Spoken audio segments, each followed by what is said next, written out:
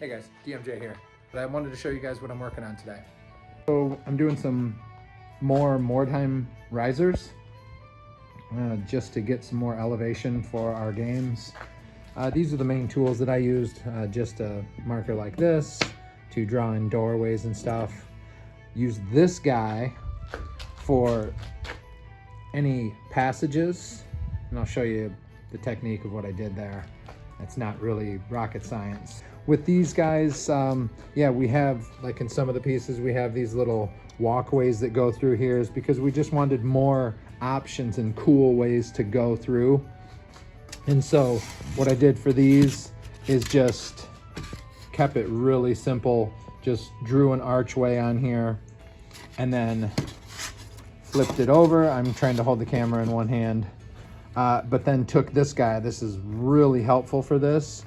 Sawed all the way through and then just broke the piece out and made a couple different ways to go through these. I didn't want to do it on all of them, but like this guy here, you know, and then you can have all different modular layouts. It's really cool too to be able to go through there all the way to a new section of the battle board. They really don't have to be any particular size. Like this piece right here, I made it a certain size. So this I just basically made like a boot. Looks like a boot kinda. But this piece over here, I wanted it to fit here. I got a marker, there we go. I wanted it to fit so I can make that an even longer setup there. Or, you know, do something like this because it's gonna block that doorway over there. Do something like this. So now you can go through here and then come out the doorway right there, and then you're in like another little area here. But I wanted that to look generally the same size, but really these don't have to be any certain size. Here's the solution to not putting yourself through mental torture and cutting up and preparing and laying 1,000 bricks on this set. We just have a roller, and you can get these for a couple bucks on Etsy, or you can print them up yourself. I'm just going to start the process now of rolling the sides. I'm going to roll all the way around. Then I'm going to take a X-Acto knife and cut horizontally and then vertically to make bricks and just kind of push them in and do a little damage. I'll show you guys as I go. There's no way I can do this with one hand holding the camera, but you just basically put this here so you have a good brick lineup, and then you just put pressure on it and roll it across. I'll do it and then I'll show you. Okay, that took 2 seconds. That is so much easier. This took about 3 minutes. Again, I just went long way, all the lines long way with this X-Acto knife, just all the lines that way. And then just all you do, because the bricks are so small, you just pop this in and it cuts the line vertically. So you just do all the way until you do all the bricks. Now you just gotta distress them. This took me about 30 seconds. I just popped a couple of the bricks out with the X-Acto blade, just like that. Then I took my favorite terrain rock and I just ran it over this a bunch of times. And then this rock is so dope because it has this. And then like you can dig in, like do stuff like that, you know? So yeah, very cool. That took 30 seconds. And then finally I took some of the bricks out, but then I just pushed some of the bricks in with this, just pressed them in there. I did it like 3 or 4 times, and that's it for the distressing. That's it. And now I'm gonna do all of these. That's gonna take a little bit, and then I'll show you the next step. So I got these all done around the edges. They all look really good. I especially like this piece where you can go through here and come out over there, and basically any of the ones with the little tunnels. But this took me about an hour and 15. So now I'm doing the tops. This is out of the scope of this video, but I made some stairs as well, some modular stairs to go up to here. They look pretty good. But I'm back to using my tool here that I made a couple of videos ago. Just 3 different size brushes. and you take all the bristles out of them, and then you just stamp it here and then turn it, and then you just keep turning it so you get all different designs all the way around. Sometimes maybe you'll just use the two on the end, so like you'll have some spaces where you have to do this. But yeah, it's about the simplest and fastest way to do it.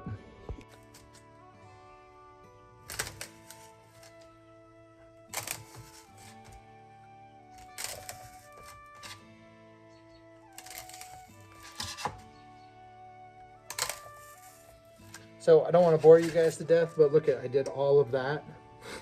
And then like I said, down here, I'll just use a single side, like a single stone. Then I'll turn it over to a double stone and just fill in this little part right here. But yeah, that is the fastest way to do flooring. If I would have sit and cut out flagstones and then filled it all with plaster, you're talking a ton of extra time. This, less than 5 minutes. Also, after these have been stamped out, take your trusty rack and just roll it along this thing a bunch of times. Sometimes I'll dig in there and grind. And so one tip, when you're stamping the top, it's real easy to push through this right here because you got to press down kind of hard on it. So I keep the pieces that I cut out and then I slide them back up in there and then I stamp it. That way it gives support to this section right here. Took about, I'd say, less than a half hour to stamp all these out. So I got all the pieces primed. This is just 2 coats of the cheap apple barrel black from Walmart. That's all you need just to prime it and get the undercoat on it.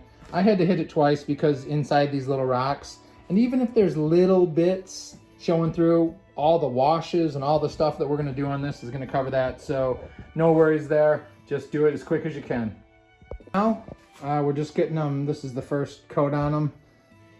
I did each one of these pieces in probably about a minute. I just overbrushed the sides and all the way around, and then just overbrush the top. First off, I get the paint on here, just get a little bit off and start just real quickly running the edges. And you might get like what looks to be too much paint on there because we're a heavy dry brushing it. It's called an overbrush. But then I come back and I start doing circular motion, circular, circular, circular. If it still looks a little heavy, then I just take a paper towel and just damp it like this, or I just stipple with the brush. Remember, this is from a destroyed city. This doesn't have to look perfect, but these are looking great already. And this is just the cheap paint from Walmart that I always use on my stones, the pewter gray. And yeah, that took me probably less than 2 minutes to do that one. Same with that one. And so now I'm working on these. I just used one of these cheap brushes you get at Home Depot or whatever. I just dipped it pretty good, and then I'll do it right here so you can see, but I just wipe it off about that much. And then I start the edges. Just pretty much catching those bricks that are sticking out. I go up, or I go sideways, and then I go down, and then just kind of circular motion, and that's it. That's done. If, like I said, if it looks a little heavy in some spots, you just take like a napkin or a rag and just do that, and that will dry out like that. I'll do one more side here. Just get a little bit of that off. Dragging over the top. Not heavy. I'm not pushing real hard. Like that. And then just do circles. You can go downward or you can do circles, whatever you want to do. Just like that, good enough. Done. 20 seconds later, I guess. This took me like 30 seconds. We're gonna do the top. Same thing. Now this time I'm just gonna try to drag the distance of this because there is a bit of paint on there. Try to drag the whole distance. And then I'm just going in right now at circles.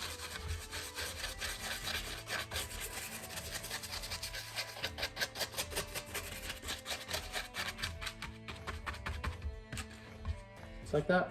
I don't know. how good you can see that, but there we go. Good enough. That's all we're doing for this stage.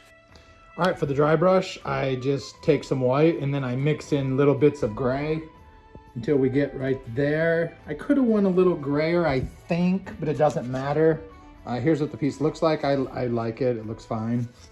And then our oil wash is going to bring this way down.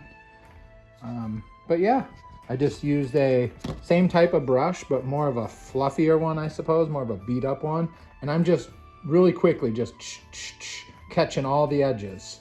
And then same here, just right across, just catching the edges, filling in the little blanks and circles. And that's it. All right, I'll show you me doing it.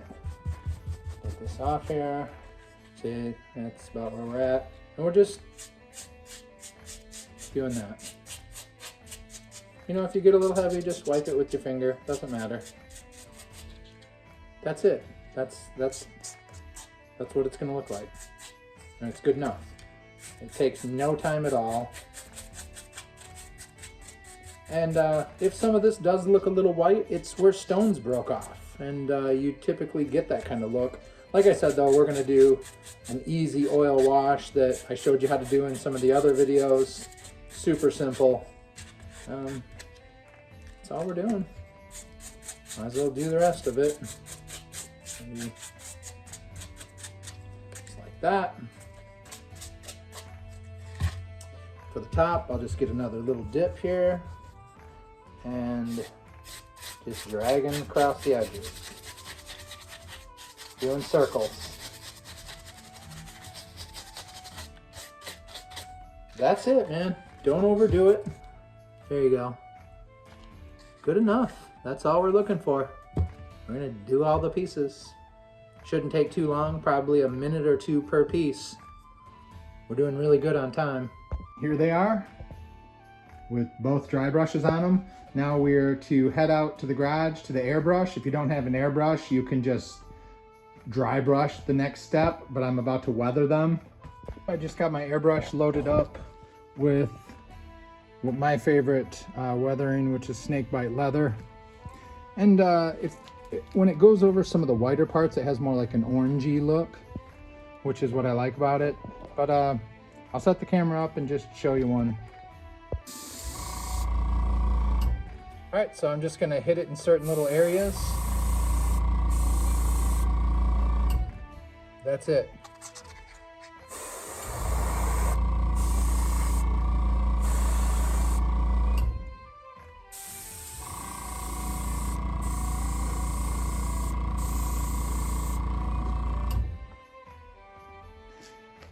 Okay, here's the set all weathered up. I was gonna go in with a green and I thought, nah, I don't want to do too much. And so it does kind of look like a lot right now, but once the oil gets on there, it'll kind of unify everything together. And I'm about to do that right now. I covered this in my couple other videos, but just to do it again real quick. So I got a piece of brown about that big and a piece of black about that big. They're about the same size, but the black is kind of balled up right there. And then we just use this. It's from Walmart. It's the mineral spirits. And I'm gonna add about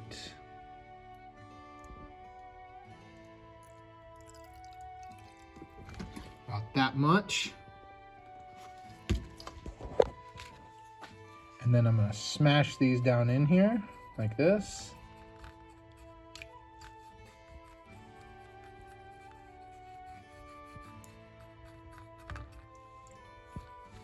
Keep checking the consistency kinda. But yep, you just smash them down in like this. That'll get darker and darker. And then you just put it on. Okay, got one of these black bristle brushes. And you just load it on. Like that.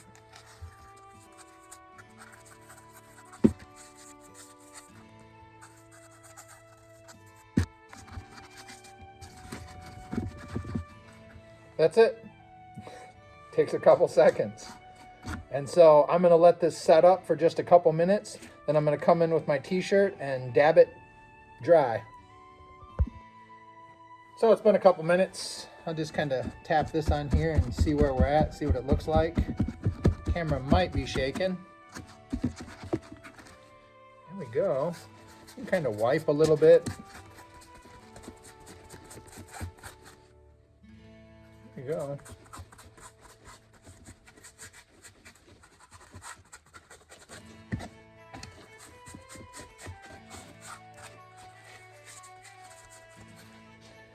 There we are.